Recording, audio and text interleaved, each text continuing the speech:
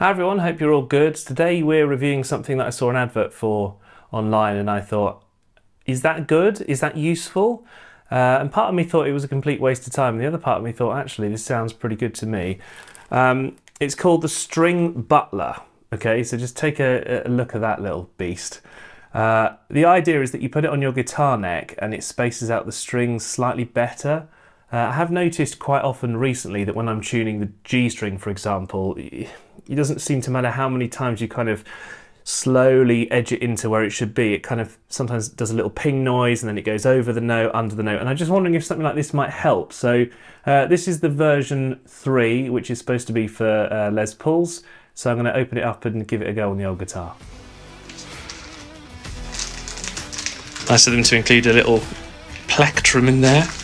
And this was quite expensive. When I bought it, it was about 40, I think it was £46, although you can get various different prices of it all over the internet, but that was the cheapest that I could find, which I think is quite expensive really for what you're getting.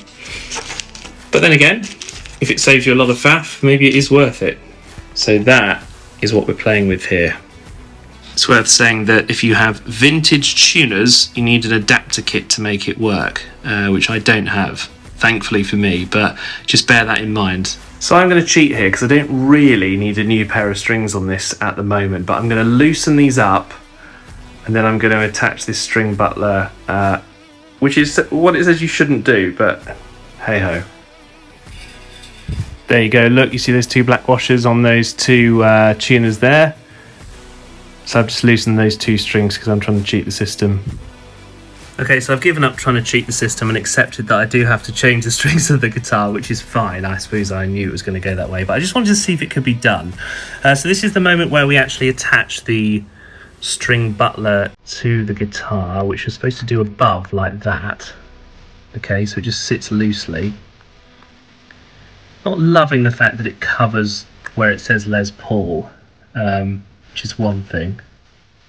Oh man, so I've just discovered that you can't actually just put this on top like this, which I was really hoping you were going to do with the washers. You actually have to put the whole lot underneath these bits here. So I'm going to be getting a monkey wrench. Someone should really write a song about a monkey wrench.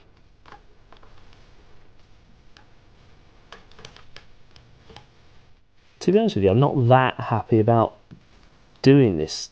It seems a little bit excessive to actually take that whole thing out. But hey ho, we're here now.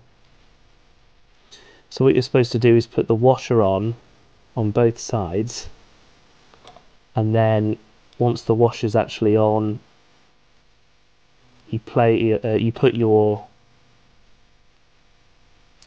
String Butler, that's what it's called. Swing and a miss. You put your String Butler over it like that, and then you re-tighten with your washers going back on like that on top. Seems a little bit much to me, to be honest with you, but like I say, you've started, so we'll finish.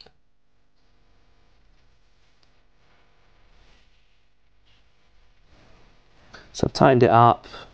The strings are now going to go back on. Luckily I've got locking tuners, so it should make it a little bit less of a faff.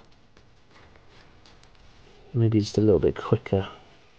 But anyway, I'll do that process and then we'll get to the next bit of the video. It does look quite smart actually, to be honest with you. And a real important note that I discovered was when you're putting the strings actually onto it, make sure that they're sitting in that position, so against this silver rolling nut type thing. You can see they all need to go against that rather than sitting above or below. Okay, well the strings have been butlered and this is what they kind of look like now. So yeah, I'll tune it up properly and give it a good old go and see if it's noticeably better or not. So I've tuned up perfectly. I get the feeling though that it's going to go out very quickly.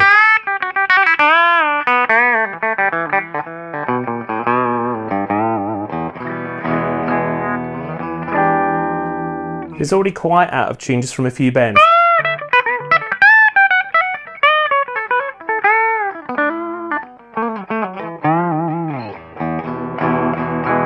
And also there's something else I've noticed. You've got these strings arranging here properly, but it doesn't actually help the top and bottom strings in any way, really. So yes, you don't get that horrible clicking sound sometimes you get when you're tuning your G string. The runners are very smooth.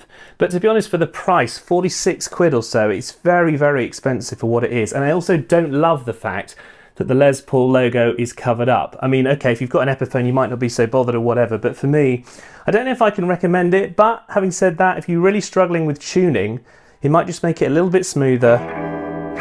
But you know, playing guitar, a lot of it is about how it looks, and for me, not necessarily something I'd recommend. But anyway, hope you enjoyed this little mini review of the String Butler. It's time to put it, though, back in its box.